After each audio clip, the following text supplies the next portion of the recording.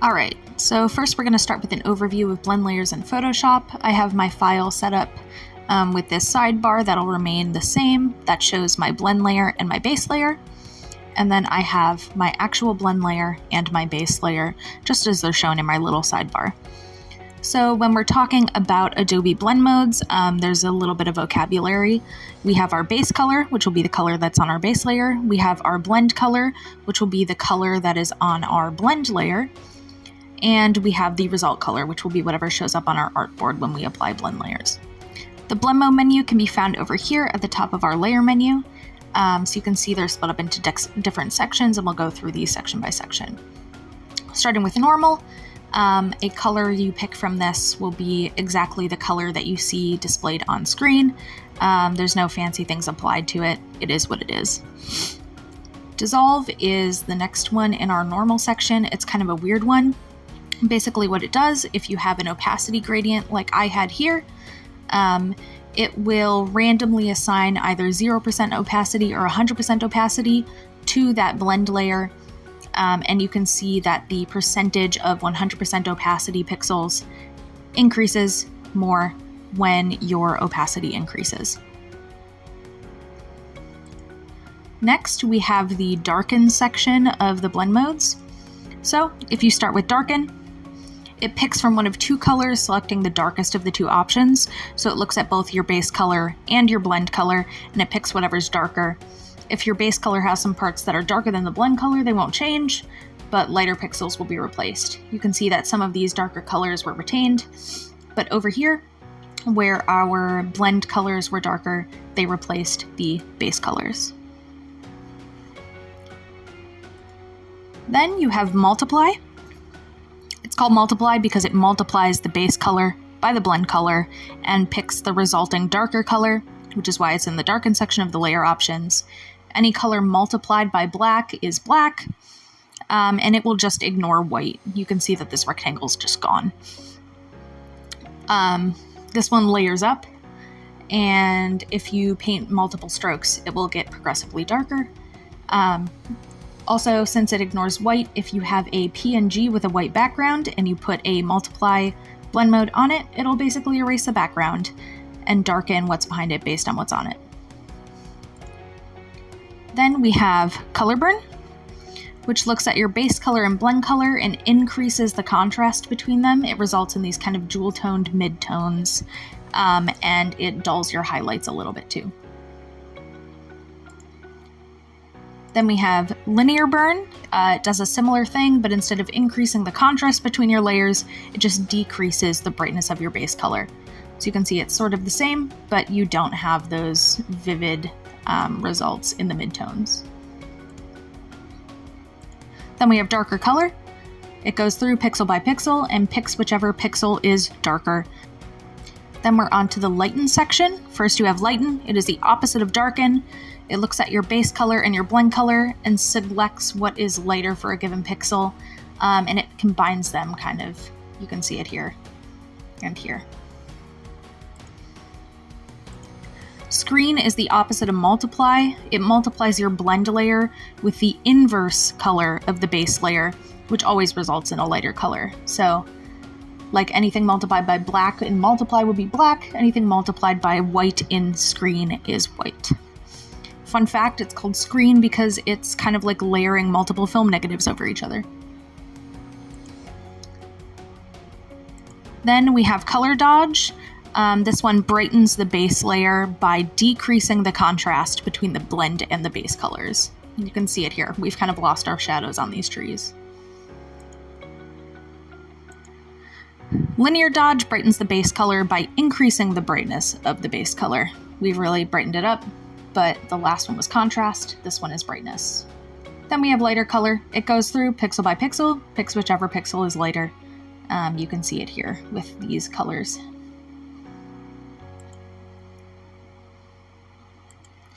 Overlay is kind of a combo deal of multiply and screen. The base color is mixed with the blend color, and it takes on its lightness or darkness.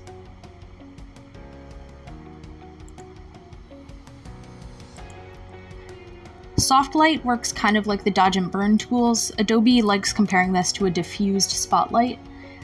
So a lighter blend color will lighten the result color, and a darker blend color will darken the result color, like if you used the dodge and the burn tools. This won't result in pure whites and blacks, even if they're on your blend layer, because it's kind of a diffused spotlight. So if you want those full lights and blacks, you need to use hard light, which will just be a more turned up version of your soft light. Vivid light affects the contrast of the result color. So lighter colors will lighten the result color by decreasing contrast, and darker colors will darken the result color by increasing contrast. Linear light works pretty similarly, but with brightness rather than contrast. So light blend colors increase the brightness of the base color, and dark blend colors decrease the brightness of the base color.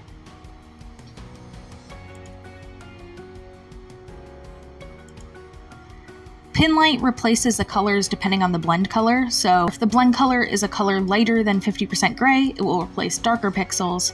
If the blend color is darker than 50% gray, it will replace lighter pixels.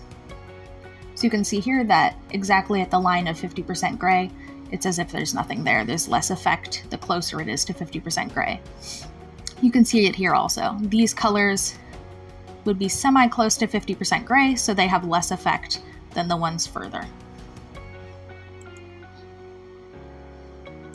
Hard mix is kind of a weird one. It deals with the RGB channels of a color, so you can see here you have these RGB values.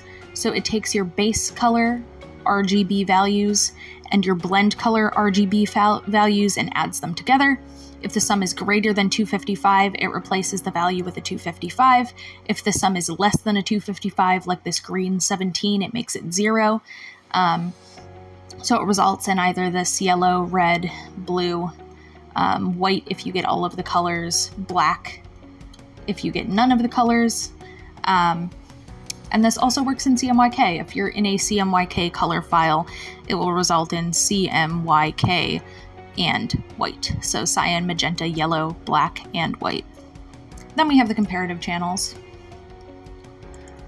Difference deals with subtraction, or the difference in range between your base color and your blend color. So it looks at those, subtracts the smaller number from the bigger number, and then it takes that value to be the new color value. And you can see that if there is white on the layer, it basically subtracts light and it inverts the color. So anything that was dark becomes light. Then we have exclusion, which is sort of the same as difference, but it's a little less contrasting. You can see this full white still inverts the colors, but this full black, not quite as vibrant, not quite as saturated. Subtract subtracts the blend color from the base color, so you can see that if you subtract white, you get black. If you subtract black, nothing happens. It's the lowest value. Divide divides the blend color from the base color, and it results in these kind of interesting ones and really blows things out if you divide by black. So then we move on to the color section, which affects different color qualities. So let's pull this back up. Every colored pixel will have a hue, a saturation, and a brightness value. So this plays with those. So if you are in the hue blend mode, you take the brightness and the saturation of the base layer and the hue from the blend layer.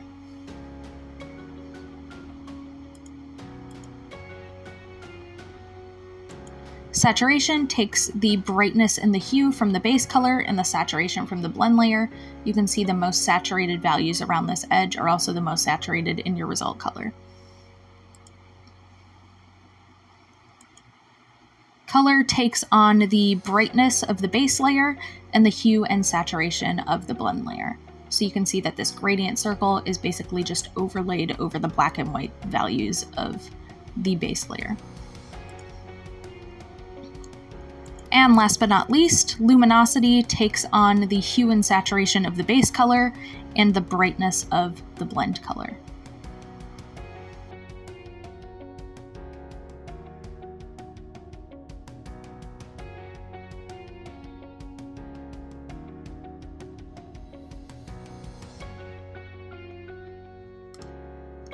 One of the ways that blend modes can be especially helpful is if you have an illustration that you want to get out either super quickly or you want to be able to make changes to.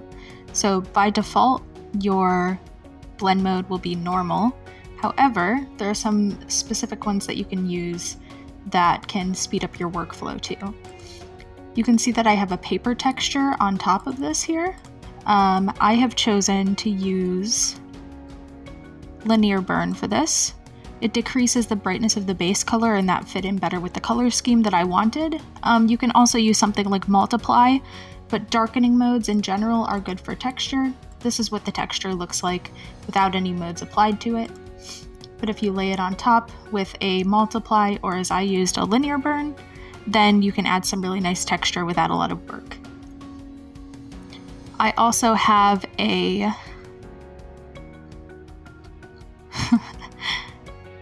hard light mode that you can see on this line art here. The hard light without it is still an orange, but with the extra blend mode layered over it, it makes it more vibrant, more bright, especially in areas where it's standing out more against the background, which I felt really fit well with this piece. And instead of recoloring the lines over and over again to get the color that I wanted, I could just apply a blend mode. Underneath it, to add a little bit of depth, I have a copied version of the layer. You can see it here, that's in all black, that I have set to soft light, which is another one of our contrast modes. But this one is a little more subtle. So rather than, you can see without it, my line art might be a little too bright, especially on places of low contrast. But adding another layer below it on soft light gives it a little bit more depth. Another way that people use blend modes pretty frequently to speed up their workflow is with multiply layers to do shadows. So that's another one of our darkening modes. Multiply basically deepens your colors by multiplying your base by your blend color. So you can see without it, a lot brighter. And if you just put it on normal, it doesn't pick up the color depth of the colors that you have applied underneath it.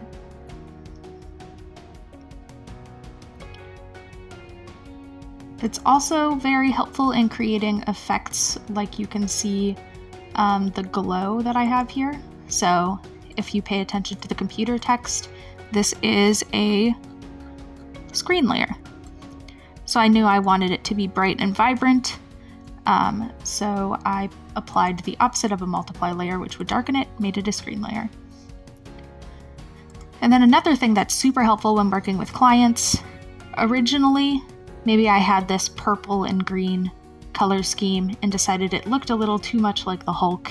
So I applied a flat layer over top of it, no shading, no nothing, just the color, and applied the color blend mode.